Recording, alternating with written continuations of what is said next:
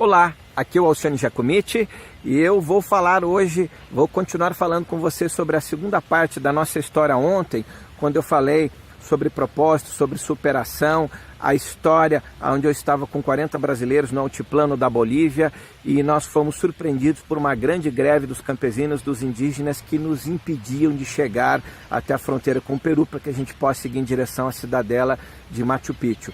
Eu contei ontem que, depois de algumas conversas com um coronel que surgiu com 150 soldados do exército boliviano, nós conseguimos acordar que eles nos levassem até a Bolívia. Passei o dia tirando pedras, porque os indígenas enchiam a rodovia que ia para a fronteira de pedras.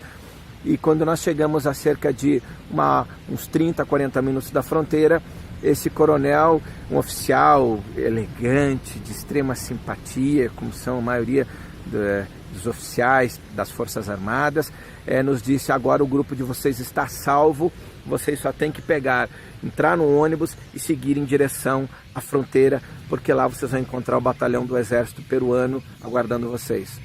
E o que é que nós fizemos? E aí eu disse que às vezes você desiste na vida dos seus sonhos diante dos primeiros problemas. Muitas vezes você não desiste, você segue em frente e as coisas dão certo. Mas algumas armadilhas podem aparecer lá na frente. E é sobre isso, é sobre essas armadilhas que eu quero falar hoje. Depois da gente chegar até as ruínas de Tiahuanaco, já próximos à fronteira com o Peru, os soldados, esse oficial do exército boliviano, cujo qual até hoje sou muito grato, nos liberou para que a gente pudesse seguir, porque com o rádio ele falava com os oficiais do quartel da fronteira e não havia mais paradas, não haviam páracos, não haviam grevistas e indígenas mais que pudessem ameaçar o nosso grupo. Os outros veículos imediatamente se dirigiram em relação à fronteira. E o que é que o nosso grupo decidiu? Fazer compras nas ruínas de Tiahuanaco e visitar ali alguns lugares. Aí foi a nossa grande armadilha da viagem. Nós fomos primeiro conhecer as ruínas, isso já era no fim da tarde. Mesmo rapidamente, 40 ou 50 minutos conhecendo as ruínas, as pessoas foram comer alguma coisa, porque estavam com fome, se bem que nós podíamos ter comprado, entrado no ônibus em direção à fronteira, mas elas resolveram fazer compras. E em Tiahuanaco, para quem já foi até lá comigo, sabe, ou se você foi de outra forma, mesmo que você não tenha ido, imagine que são várias tendas pequenas que vendem artesanatos. São tendas de palha de junco, tendas típicas que os indígenas fazem para vender o seu artesanato. E de repente eu vejo o grupo, as pessoas comprando artesanato, e eu olho na rodovia um tronco sendo colocado bem no meio da rodovia. Eu olhei aquilo e falei: meu Deus, será que é um pároco novamente? Será que eles vão interditar a rodovia de novo? E fui correndo em direção à rodovia. Quando eu cheguei lá, os indígenas que estavam montando o bloqueio eram os indígenas também que tinham as tendas que estavam vendendo mercadoria. Eu falei: o que vocês estão fazendo? Não, a gente vai fechar aqui, não vai passar mais ninguém nos próximos dias. Falei: não, mas a gente acabou de vir até aqui, o exército boliviano nos escoltou até aqui, tentei argumentar com eles, se vocês quiserem passar, passem rápido, porque nós vamos fechar aqui a rodovia que segue até a fronteira. E eu saí desesperado, gritando, os passageiros gritando para todo mundo voltar para o ônibus, todo mundo deixando suas compras, porque já tinha pago, pegaram, voltaram tudo para o ônibus correndo. O motorista acelerou com tudo, eles tiraram aquele tronco, que eu não sei de onde surgiu, porque não tem árvores naquela região, uma espécie de tronco de madeira antiga, enorme, colocaram de novo, encheram de pedras e a gente passou. Escapamos da armadilha? Não. Andamos 2 ou 3 mil metros, 2 ou 3 quilômetros e havia um outro pároco. E esse era devastador. Nós tentamos parar o ônibus. Quando começamos a nos aproximar, as pedras começaram a vir na nossa direção. O motorista parou, retornou. Eu desci com o nosso guia Gerardo Arce, um antropólogo que nos guiava por essa região, nosso guia. E ele tentou, quando ele mesmo, sendo boliviano, se aproximou do pároco, e eles foram taxativos: não tem conversa. Se vocês tentarem passar, nós vamos apedrejar todo mundo e saquear o ônibus. Desesperados, nós tentamos retornar de onde viemos. Quando chegamos naquele pároco que havíamos passado, havia 5 minutos, não dava mais. Porque naquele momento não era mais só as pessoas que tinham tendas ali, já tinham mais centenas de indígenas ali e as pessoas que nos reconheceram, porque havíamos comprado mercadoria deles ali, disseram: melhor é que vocês saiam daqui, porque vocês estão correndo risco de vida. O que acabou acontecendo? Nós ficamos, imagine vocês, no meio da Cordilheira dos Andes, no altiplano da Bolívia, preso entre 2 pontos, com 2 ou 3 quilômetros de distância entre 2 párocos, entre 2 pontos interditados na rodovia de grevistas, sem poder passar. Anoiteceu e começou a chover muito forte. Daqui a pouco a chuva diminuiu, mas não era como a chuva que a gente entende no Brasil, eram pingos enormes de chuva e um vento muito forte, a 4.100 metros de altitude, terrível. Anoiteceu e não passava ninguém, só ficou o nosso veículo. E aí o motorista, o coronel do Exército Boliviano havia dado o telefone para que nós ligássemos a ele, a gente tentou, muitas vezes não conseguiu, o celular não pegava, porque a gente estava em região inóspita. O fato é que anoiteceu, e o motorista começou a ficar muito preocupado, o nosso guia também, porque o nosso ônibus podia ser saqueado, como já ocorreu em diversas outras situações, porque os indígenas ali, reivindicando seus direitos, eles se tornam muito complicado, para dizer o mínimo. E aí nós começamos a ver que próximo ao ônibus, o motorista teve que apagar todas as luzes do ônibus, para que não nos identificasse parado ali como um alvo, e a gente se transformasse no alvo. E de vez em quando uma luz aparecia em meio ao altiplano e o motorista tinha que ligar o ônibus, andar 200 metros para frente ou 200 metros para trás, porque nós não podíamos ficar parados no mesmo ponto fixo. O fato é que nós começamos a ver realmente uma movimentação de pessoas no escuro, com lanternas que acendiam e apagavam, e a possibilidade do nosso ônibus ser saqueado aumentou drasticamente, até que nós conseguimos, pelo amor de Deus, conseguimos falar com o coronel do Exército da Bolívia. A resposta foi: vocês não passaram a fronteira ainda? Estava tudo certo, a gente levou vocês até aí, porque é que vocês foram fazer compras e visitar as ruínas? Nós não chegamos ainda em La Paz e o nosso grupamento de soldados está aqui num confronto terrível com os campesinos no retorno, porque nós não temos equipamento de iluminação noturna, estamos progredindo metro a metro, é impossível que a gente vá resgatar vocês. Vamos passar um rádio para o pessoal do Exército na fronteira, para que o quartel de lá, que está mais perto, mande um grupamento resgatar vocês. Gente, vocês não fazem ideia do que foi aquela noite. Se transformou, a viagem a Machu Picchu, que nós já estávamos no caminho certo, voltou a se transformar em um cenário de terror. Eu lembro que por volta de 2 horas ou 3 horas da madrugada, eu sentei na frente, no primeiro banco do ônibus. Em nenhum momento eu fiquei desesperado, mas ali eu não sabia mais o que fazer. Então eu disse ao grupo que a única coisa que nós podíamos fazer naquele momento era que a gente pudesse se conectar numa mesma egrégora, apesar que a gente já vinha fazendo isso durante o dia, mas que nós pudéssemos orar, pedir para que uma força, sei lá de onde, pudesse intervir naquele cenário. Quando eu disse isso e o grupo começou a fazer uma oração, uma mentalização dentro do ônibus, acreditem vocês, um raio de luz entrou pela janela da frente, pá, iluminou todo o ônibus. Eu dei aquele pulo e escutei um barulho de um motor. Era uma moto, que eu não sei como apareceu ali. Aí o motorista abriu a porta, eu pedi: abre essa porta, pelo amor de Deus, parem esse motoqueiro. O nosso guia desceu com o motorista do ônibus, também boliviano, pararam o motoqueiro, ele com muito medo. Eu desci e pedi que ele fosse buscar ajuda, me levasse até o quartel na fronteira, para que os soldados pudessem vir nos resgatar.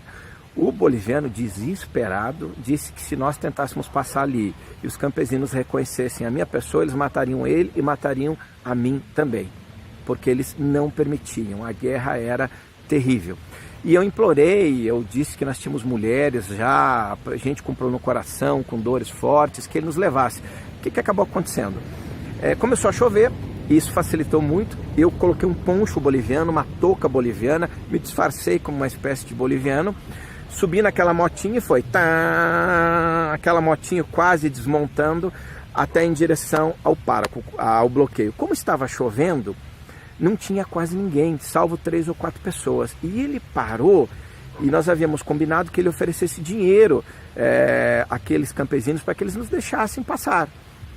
E eles, muito preocupados, falaram: quanto? Eu sei que eu negociei um valor, chutei um valor alto lá, dei metade do dinheiro para eles, disse que dava o resto quando estivesse voltando. Eles pegaram, porque era muito dinheiro para eles, para a gente até não era tanto assim, mas para eles ali era, e disseram: passem correndo, que quando vocês estiverem vindo a gente abre o bloqueio, aquele tronco enorme. Eu voltei correndo para o ônibus, dei uma boa gratificação ao motoqueiro, o motoqueiro desapareceu na escuridão, sumiu. O motorista ligou o ônibus e nós tínhamos que ir pelo acostamento por causa de muitas pedras que haviam também. A gente já estava, na verdade, vindo um pouco pelo acostamento.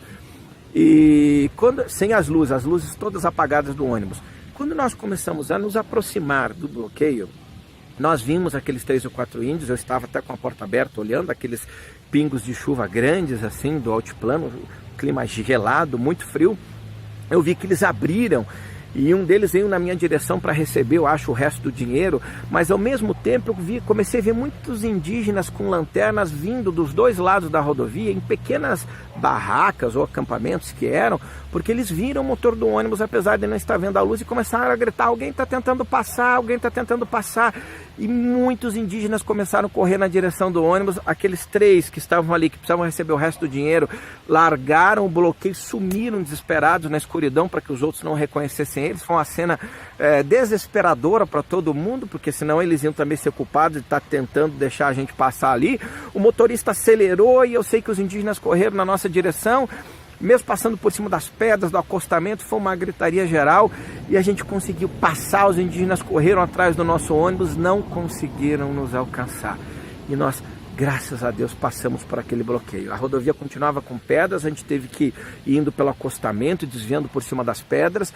E um detalhe é que quando nós começamos a passar, eu olhei na escuridão, haviam vários bloqueios. Olhar na escuridão é engraçado falar assim, mas conforme daí sim a gente ligou as luzes do ônibus, não dava para ir totalmente no escuro. Conforme o raio de luz do ônibus pegava assim meio à escuridão, a gente via um veículo todo apedrejado, abandonado. Eu lembro que a gente viu uma espécie de van branca, que depois eu fiquei sabendo era de um grupo de turistas europeus, ingleses, que estavam ali. Havia sido todo apedrejado e saqueado aquela van, e nós seguimos em direção ao quartel da fronteira, aí sim, sem parar. Quando nós chegamos no quartel da fronteira, havia um comboio grande de veículos militares, que até hoje eu não entendo porque que eles não voltaram a resgatar as pessoas, e estavam lá parados esperando amanhecer, porque também não tinham muito equipamento de iluminação, lanternas, esse tipo de coisa, para sair da rodovia. Os jipes não podiam entrar porque era altiplano, não tinha como os veículos entrarem, mas para que eles fossem resgatar as pessoas. Eu desci muito irritado, os passageiros, mas graças a Deus estávamos salvos. Os soldados vieram, nos atenderam muito bem, levaram os passageiros para dar um chá de coca quente, um pedacinho de pão, que era o que eles tinham, um café passado lá. E tinham outros turistas ali também. E eu lembro que o coronel apareceu com uma calça de agasalho, montando assim, pedindo meio que desculpas. Não, eu já estava me preparando para ir recolher o grupo de vocês. Eu sei que o coronel lá de La Paz mandou o rádio dizendo que vocês estavam ali. A gente já estava indo, mas era mentira, ele não estava. Ele ia esperar amanhecer. Não era tão polido esse oficial quanto o oficial lá de La Paz. Mas de qualquer maneira nos atendeu muito bem.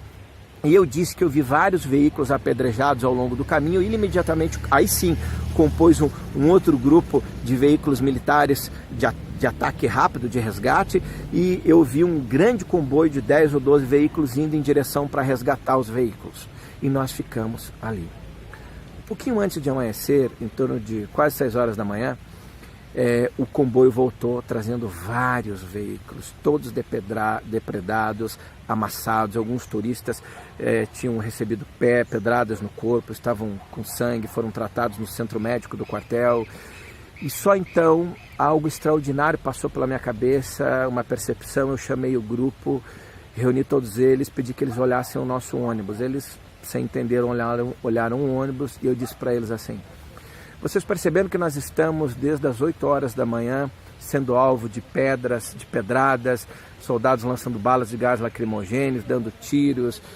E vocês perceberam o comboio de veículos que acabou de chegar? E as pessoas sim, estão depredados, todos quebrados, amassados. E o nosso não tinha uma única janela quebrada. Nosso veículo, um ônibus grande, que era muito maior do que uma van, do que um carro pequeno, para que você jogasse uma pedra e pudesse acertar. O nosso veículo não tinha recebido uma única pedrada depois de passar por aquele cenário de batalha o dia todo. Aquilo deixou muito claro para mim que quando você tem um propósito, você não se conecta somente com você, com as pessoas aqui na Terra. Você se conecta com a força mais poderosa que existe no universo. Nós estamos falando de forças que governam os reinos da criação, acredite você ou não. Não é só aquilo que nós podemos ver aqui a um nível físico. Nós pedimos proteção o dia todo para aquele grupo. O nosso grupo chegou são e salvo ali na fronteira. Às 7 horas da manhã, depois do café, abriu a fronteira, tocaram o hino nacional do Peru, da Bolívia, hastearam as bandeiras. O nosso grupo pôde passar. A gente perdeu 2 dias quase de viagem, 1 dia e meio de viagem, mas nós conseguimos, ainda com tudo aquilo que nos aconteceu, realizar o nosso propósito naquela viagem, que era ir a Machu Picchu, fazer uma interiorização, meditar, olhar aquele cenário, que é um dos cenários mais extraordinários, mais mágicos do planeta Terra. Conseguimos realizar o nosso propósito naquela viagem. Para mim, aquilo representou uma grande lição, um grande crescimento de vida. Se eu não tivesse conseguido realizar aquela viagem, eu não sei se eu teria, muito provavelmente não teria dado continuidade à Terra Inca, e nós não estaríamos nesses 16 anos levando centenas e milhares de pessoas a realizarem seus sonhos ao longo desses lugares extraordinários. Eu teria dado um outro segmento à minha vida, até porque o meu objetivo não era meramente fazer viagens de turismo. Qual a lição? Que às vezes você tem um propósito, você empreende, você tem garra, você não desiste, você segue em frente. Mas aí, quando as coisas começam a dar certo, você se esquece de vigiar. E armadilhas aparecem. Se você não estiver preparado, como nos apareceu ali, e a gente lutou muito, teve muita sorte, nós não desistimos para que a gente pudesse passar aquela noite, e aquele motoqueiro que apareceu milagrosamente, até hoje não sei de onde, muita gente fala que foi um anjo. Se ele era um anjo do céu, eu não sei, mas aqui da terra com certeza, que apareceu para que a gente pudesse ir até a fronteira e passar, porque se o nosso grupo tivesse amanhecido ali, no altiplano, em meio àqueles 2 bloqueios, muito provavelmente o nosso grupo seria saqueado e algumas pessoas teriam passado por um cenário de terror.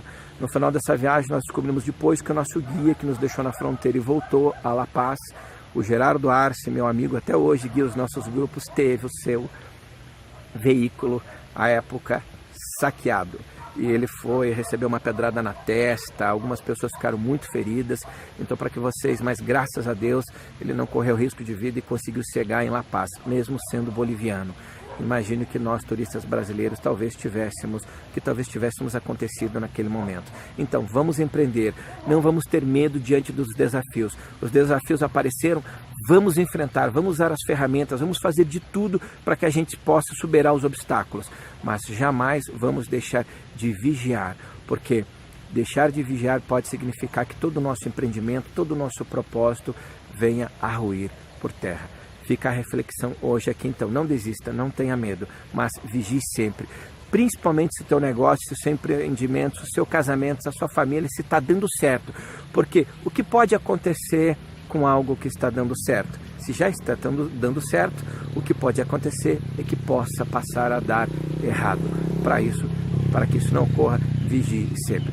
Fica aqui mais essa reflexão e eu quero que você assine o nosso canal do YouTube, porque nós vamos ter centenas de reflexões extraordinárias, não só sobre as viagens que eu realizo, sobre a Conferência Global 21 Minutos para Mover Você, ideias que eu quero trocar, que eu trago ao longo das minhas viagens, os diálogos com pensadores, escritores, físicos da atualidade, de todos os países por onde eu tenho passado. Um abraço, fica aqui de Curitiba, desse cenário maravilhoso, essa tarde de inverno, mais essa reflexão. Vamos empreender, vamos ter sucesso, mas jamais vamos deixar de vigiar. Um abraço, até amanhã.